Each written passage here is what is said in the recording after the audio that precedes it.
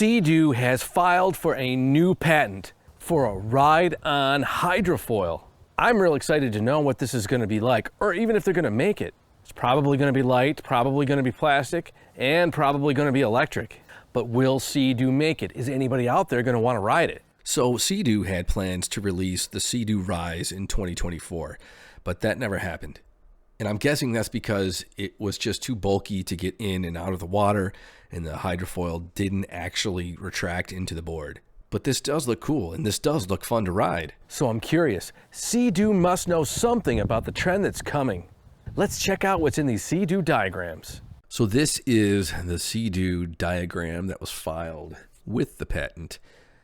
And as you can see, this is a very basic sketch of what they're trying to accomplish here, what they're trying to patent, which I believe is having this apparatus somehow lowered and raised up into the vessel itself. So I think what they're planning to do, I mean, they must have some wheels on the back and then like a handle in the front so you can sort of wheel this thing down to the water. Like say you rented a beach house and you had this thing in your car in the back of your truck or something.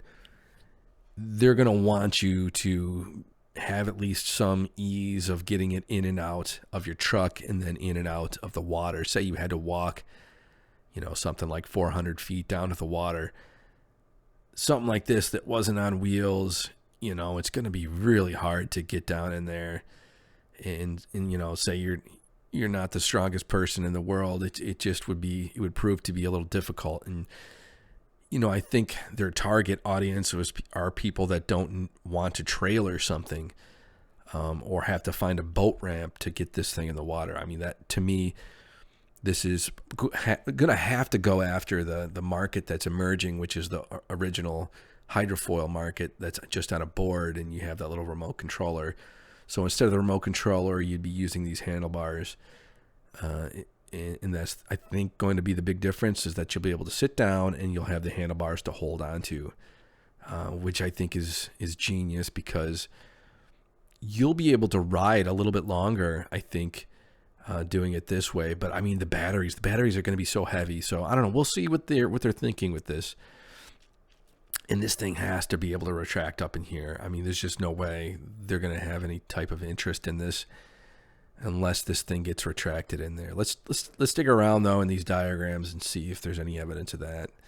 We're just going to try to figure this out by the graphics, and then I'll do a video later, a deep dive into the actual patent itself to maybe reverse engineer a little bit about what they're thinking about releasing, or at least working on for maybe a 2028 release or something like that. Maybe sooner, who knows? Because this thing is probably going to be all foam and plastic and using parts like these handlebars. They'll be able to pull that from any of their Sea-Doo lines easy, and all their wiring harness and stuff shouldn't be that difficult to get into production.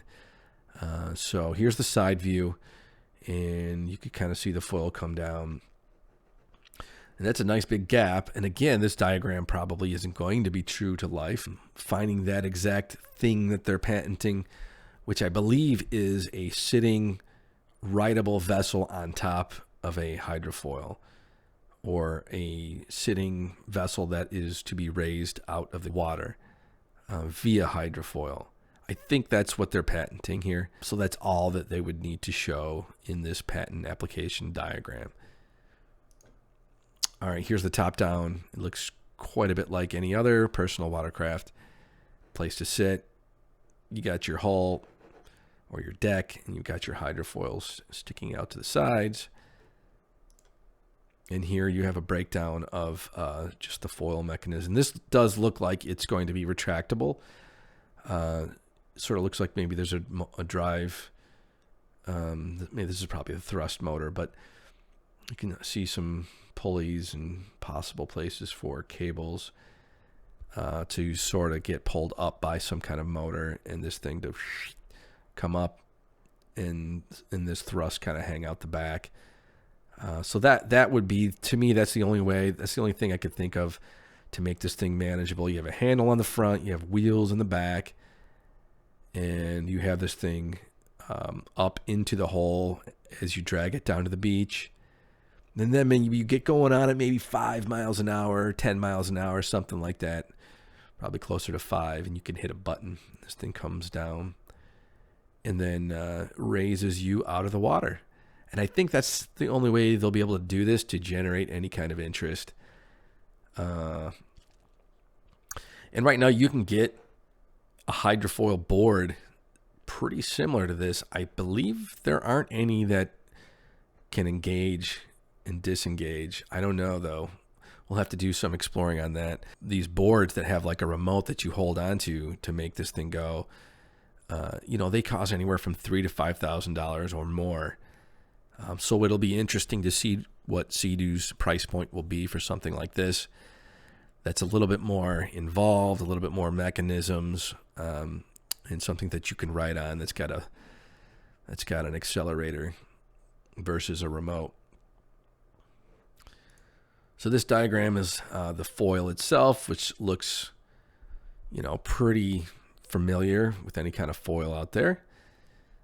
And yeah, I mean, you could see cables coming through here, and you got some kind of hydraulics up here at the top, which would lead me to believe that this thing is going to come up and down, which is kind of exciting. I would really like to see that. And I think anyone who has this on the beach and they want to go for like a sunrise ride, I think they would be totally geeked about this too. So this is turning out to be a lot cooler than I thought it was going to be. When I heard about this, I kind of rolled my eyes like, oh man, that sounds kind of annoying, big and bulky. The more I look at this stuff, the more I'm like, yeah, this is viable. I think people are gonna dig on this. And if they can keep this thing under 100 pounds and have this thing wheelable on one end, like some nice big wheels to get through sand and stuff, like people will want to buy that.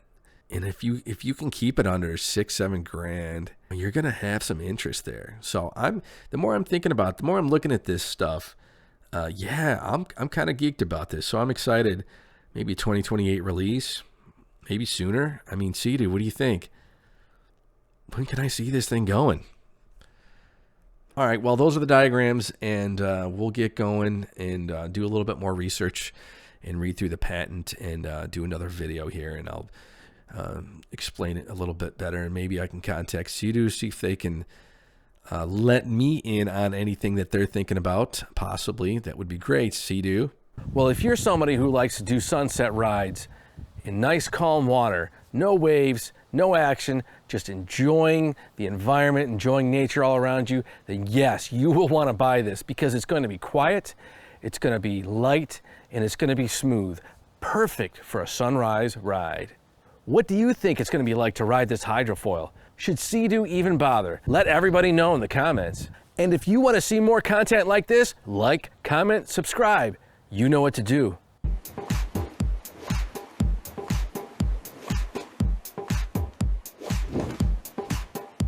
I love how smooth this hydrofoil is on the water.